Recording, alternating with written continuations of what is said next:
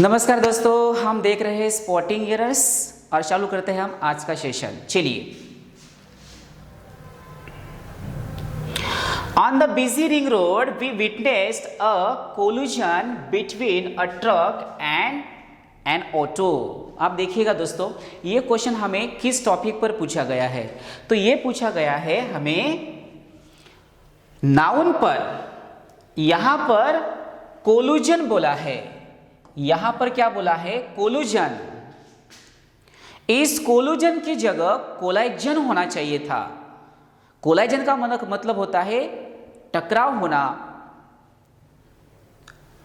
तो इस कोलिजन के जगह कोलाइजन होना चाहिए था। इसका मतलब किस ब्लॉक में एरर होनी चाहिए बोलिए दोस्तों? तो यहां पर ये एरर होनी चाहिए बी में। तो ये हमारा आंसर होना चाहिए। चलिए नेक्स्ट क्वेश्चन डिस्कस करते हैं। Rahul is not only involve in organizing conferences and seminars but also in including adult literacy programs. देखिएगा दोस्तों, ये क्वेश्चन हमें किस टॉपिक पर पूछा गया है? तो ये पूछा गया है सिंटेक्स सिंथेसिस पर। अब यहाँ पर नॉट ओनली बट ऑल्सो का यूज किया गया है। देखिएगा दोस्तों, नॉट ओनली के साथ हमेशा बट ऑल्सो का यूज होता है, बट उसके लिए भी कुछ रूल्स होते हैं कि कहाँ पर नॉट ओनली होना चाहिए और कहाँ पर बट ऑल्सो होना चाहिए। यहाँ पर नॉट ओनली दिया है, बट वो किसके बाद होना चाहिए था? Rahul is involve not only, ऐसे होना चाहिए था। इन्वॉल्व के बाद नॉट ओनली होना चाहिए था। इस इन्वॉल्व के बाद नॉट ओनली होना चाहिए था, तब जाके वो मीनिंगफुल बनेगा। इसका मतलब किस ब्लॉक में एरर होनी चाहिए बोलिए? तो यहां पर ये एरर होनी चाहिए ए में, और यही हमारा क्या होना चाहिए? आंसर होना चाहिए। Got it everyone? यही हमारा आंसर होना चाहिए। चलिए नेक्स्ट क्वेश्चन देखते हैं। We insisted but neither the supervisor nor his assistant are ready to work on Sunday। देखिएगा दोस्तों, ये भी क्वेश्चन हमें पूछा गया है सब्जेक्ट वर्ब एग्रीमेंट पर। सब्जेक्ट वर्ब एग्रीमेंट क्या होता है? मैंने आपको पहले ही लेक्चर में बोला था कि सब्जेक्ट के साथ वर्ब एग्री होना चाहिए और वर्ब के साथ सब्जेक्ट एग्री होना चाहिए, बस इतना ही। यहां पर कौन सा प्रोनाउन हमें दिया है? तो यहां पर निदर बोला है। निदर का मतलब होता है दो में से कोई भी नहीं, दो में से कोई भी नहीं।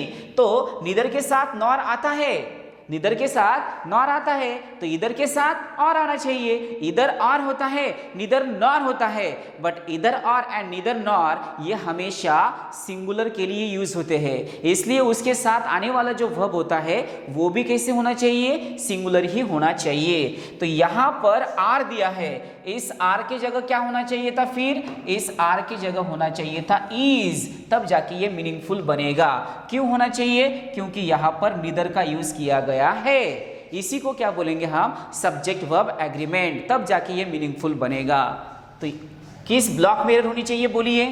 तो ए में एरर होनी चाहिए, और यही हमारा क्या होना चाहिए? आंसर होना चाहिए। चलिए नेक्स्ट क्वेश्चन देखते हैं।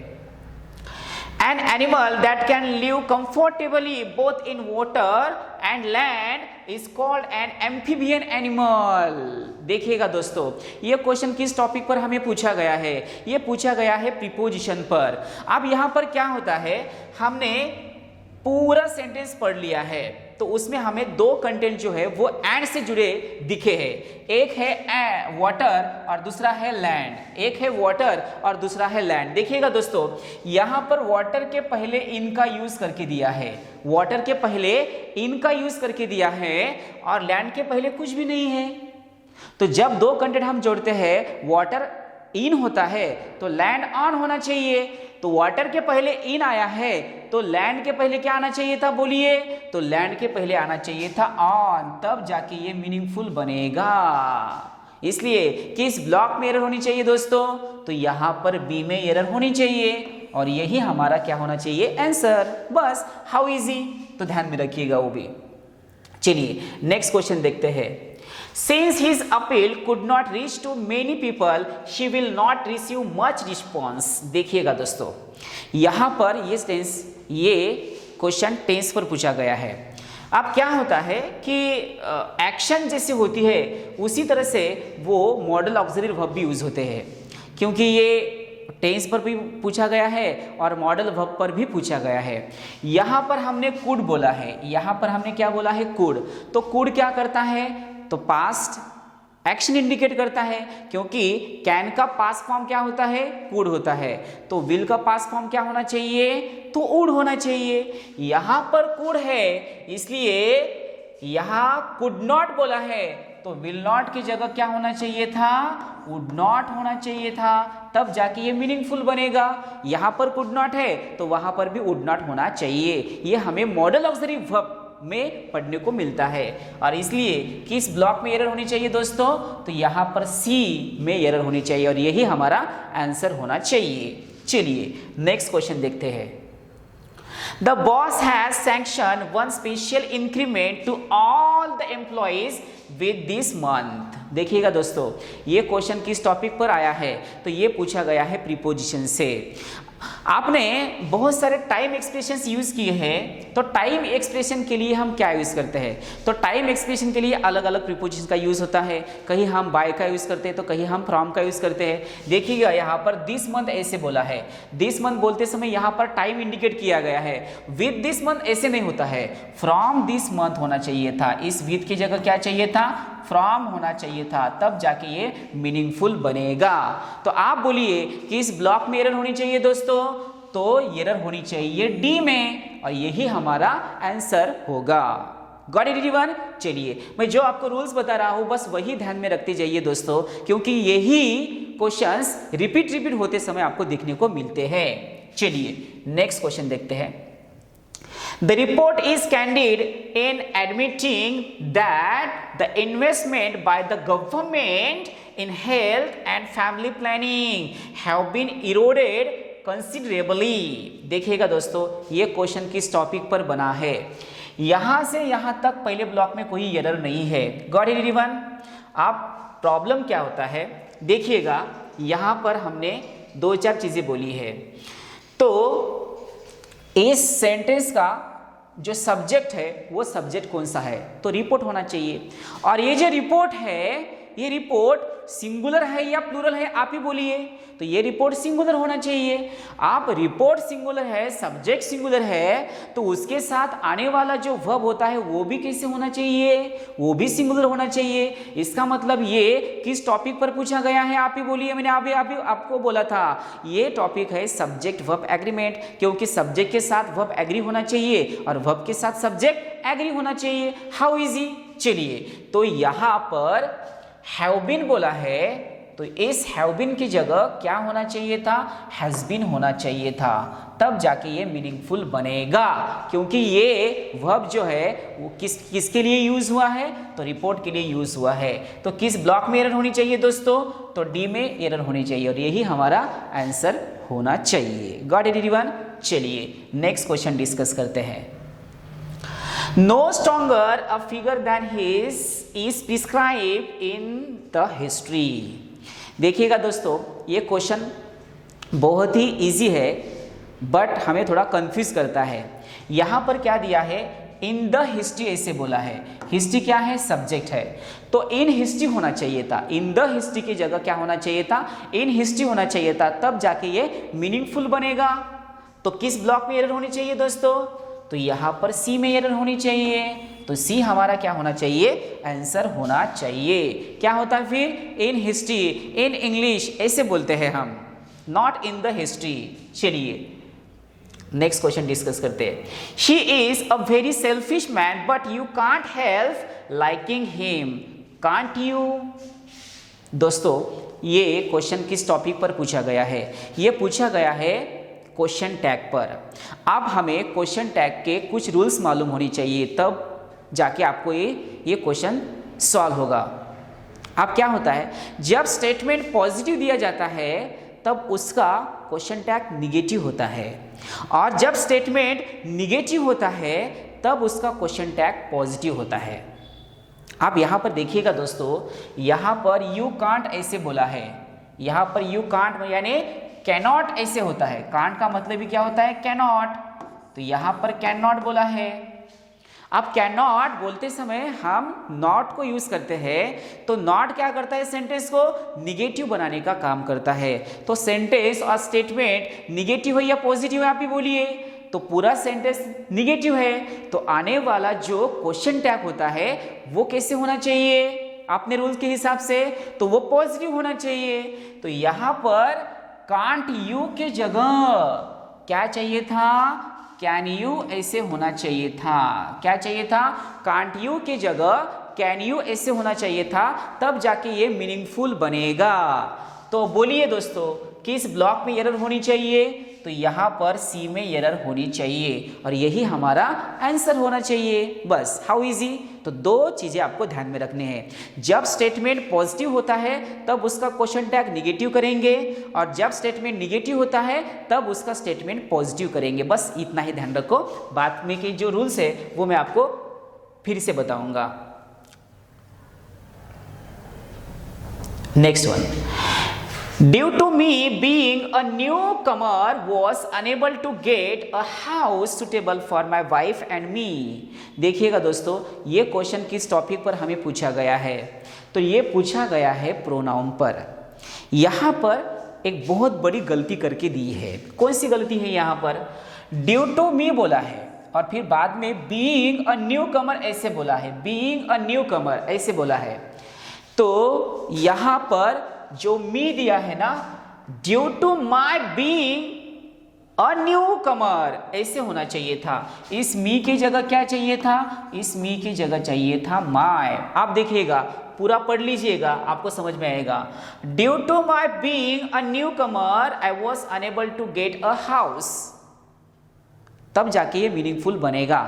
इसका मतलब किस ब्लॉक में एरर होनी चाहिए, बोलिए दोस्तों, किस ब्लॉक में एरर होनी चाहिए, तो एरर होनी चाहिए ए में, और यही हमारा आंसर होना चाहिए। हाउ इजी, बस ध्यान में रखते जाइए।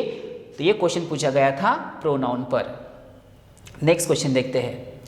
A man jumped in the river in a state of depression. देखिएगा दोस्तों, इतना छोटा क्वेश्चन हमें पूछा गया है, तब भी यहाँ पर बहुत बड़ा कंफ्यूजन है। कंफ्यूजन क्यों है, क्योंकि हमें पता नहीं है कि किस टॉपिक पर यह क्वेश्चन पूछा गया है। जब तक आपको पता नहीं चलता कि ये क्वेश्चन किस टॉपिक पर बना है, तब तक आपको आंसर तक जाने के लिए टाइम लगेगा, आपका टाइम वेस्ट होगा। इसलिए हमें पहले पता करना होता है कि ये क्वेश्चन किस टॉपिक पर पूछा गया है। तो ये जो क्वेश्चन है, ये क्वेश्चन पूछा गया है प्रीपोजिशन पर। देखिएगा दोस्तों, प्रीपोजिशन में इन एंड इनटू का यूज हमने पढ़ते समय देखा था।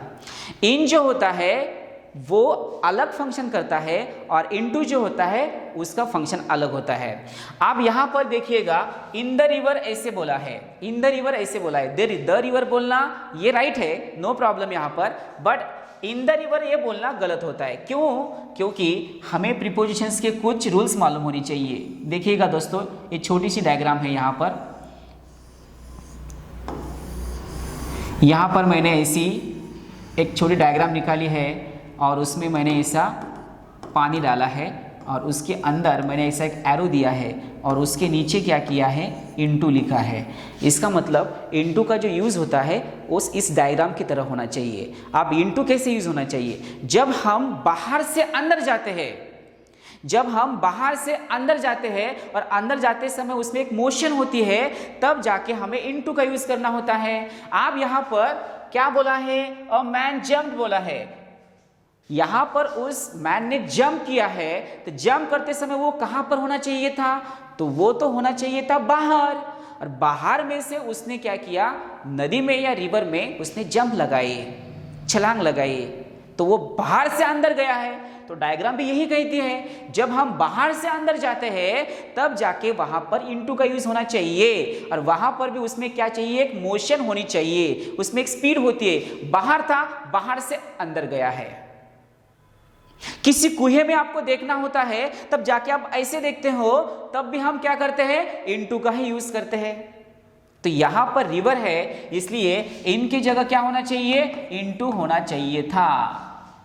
तो किस ब्लॉक में एरर होनी चाहिए दोस्तों, बोलिए बोलिए, किस ब्लॉक में एरर होनी चाहिए थी, तो बी में एरर होनी चाहिए थी और यही हमारा आंसर होना चाहिए। Got it everyone. चलिए नेक्स्ट क्वेश्चन डिस्कस करते हैं। Having written my papers in the examination to my satisfaction, it was not unreasonable on my part to expect a good position in the university। आप इतना बड़ा question हमें दिया है तब भी ये बहुत ही इजी है। देखिएगा दोस्तों, यहाँ पर पहले ही ब्लॉक में एरर आपको दिखने को मिलती है। इस रिटर्न की जगह क्या होना चाहिए था? आंसर होना चाहिए था। क्या होना चाहिए था? आंसर होना चाहिए था। Having answer my papers in the examination, ऐसे होना चाहिए था। तो यहाँ पर किस ब्लॉक में एरर होनी चाहिए? तो एरर होनी चाहिए ए में, और यही हमारा आंसर होना चाहिए। Got it everyone? चलिए नेक्स्ट क्वेश्चन डिस्कस करते हैं। Finishing the work he was allowed rest for half an hour.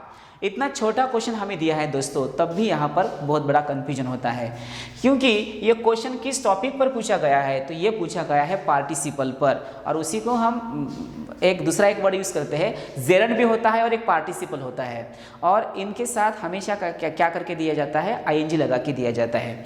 यहाँ पर जो फिनिशिंग है ना, यहाँ पर जो फिनिशिंग है, उस फिनिशिंग के जगह हैविंग फिनिश्ड ऐसे होना चाहिए था।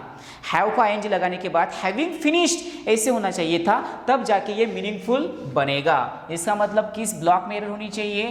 तो ए में एरर होनी चाहिए, और यही हमारा आंसर होना चाहिए। चलिए नेक्स्ट क्वेश्चन डिस्कस करते हैं।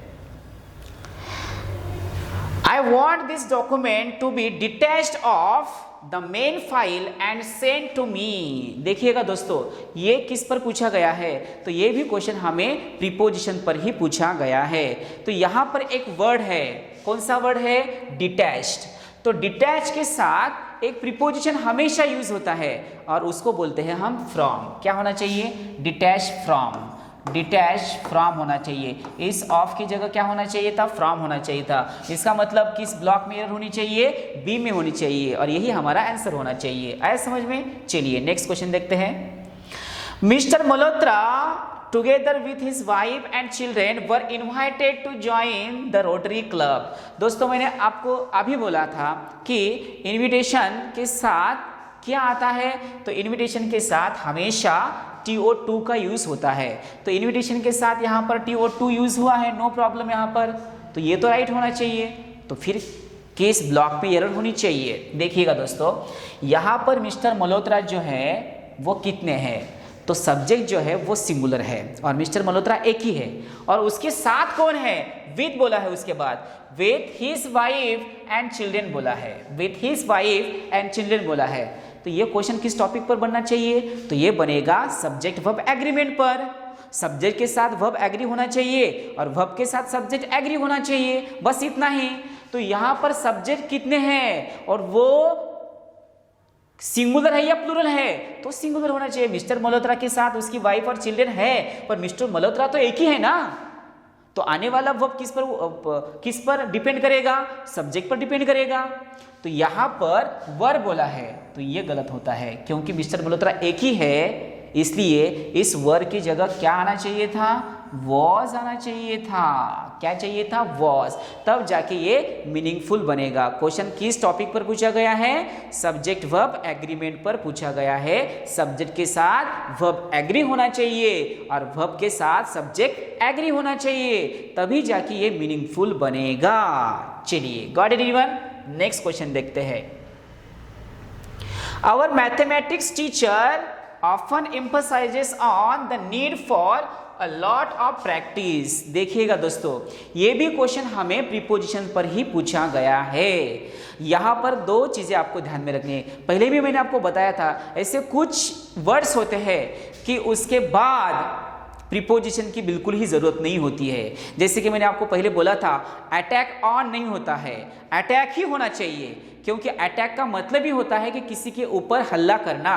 तो ऑन की बिल्कुल ही यहाँ पर जरूरत नहीं होती। बस उसी तरह से यहाँ पर एक वर्ड पूछा गया है, एम्फसाइज। कौन सा वर्ड है? देखिएगा, एम्फसाइज। और एम्फसाइज का मतलब होता है किसी के ऊपर जोर देना, या किसी का इंपॉर्टेंस बढ़ाने के लिए उसके ऊपर जोर देना, तो एम्फसाइज होता है। तो एम्फसाइज का मतलब ही होता है किसी के ऊपर जोर देना। तो वहां पर ऑलरेडी ऑन अपने आप में ही है, वो ऑलरेडी क्या करता है? ऑन का फंक्शन करता है, तो उसके बाद ऑन की बिल्कुल ही जरूरत नहीं होती है। और यहां पर हमें ऑन दिया है, इसका मतलब क्या होना चाहिए, बस इम्फसाइजेस ऐसे ही होना चाहिए था, ऑन की यहाँ पर जरूरत नहीं होगी, ऑन यहाँ पर क्या होगा, सुपरफ्लोस होगा। इसलिए किस ब्लॉक में एरर होनी चाहिए दोस्तों, तो यहाँ पर एरर होनी चाहिए बी में, और यही हमारा आंसर होना चाहिए। आया समझ में? तो देखिएगा मैंने जो आपको 2 वर्ड्स बोले हैं वह ध्यान में रखना चाहिए।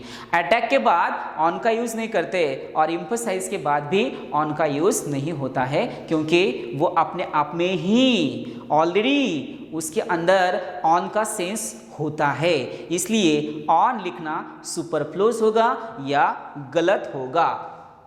चलिए नेक्स्ट क्वेश्चन देखते हैं। This book is a primer for managers who have no formal training or a refresher for experienced manager। देखिएगा दोस्तों, ये क्वेश्चन किस टॉपिक पर हमें पूछा गया है, तो ये पूछा गया है कंजंक्शन पर। मैंने आपको अभी बोला था इधर के साथ और आता है और नीदर के साथ नॉर आता है, इधर और नीदर नॉर, तो ये क्या करते हैं, ऑप्शन दिखाने का काम करते हैं, क्योंकि डिस्ट्रीब्यूशन करने का काम करते हैं।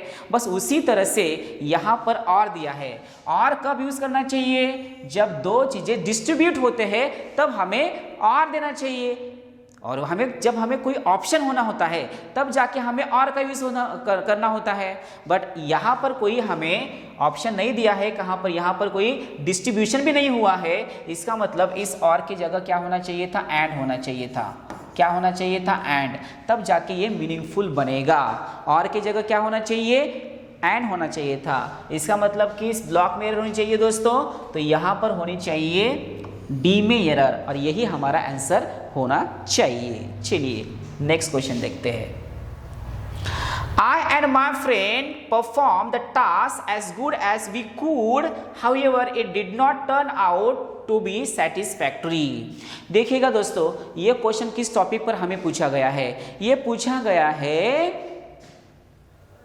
कंजंक्शन पर दिखाने के लिए यहाँ पर उन्होंने एडजेक्टिव को फोकस किया है।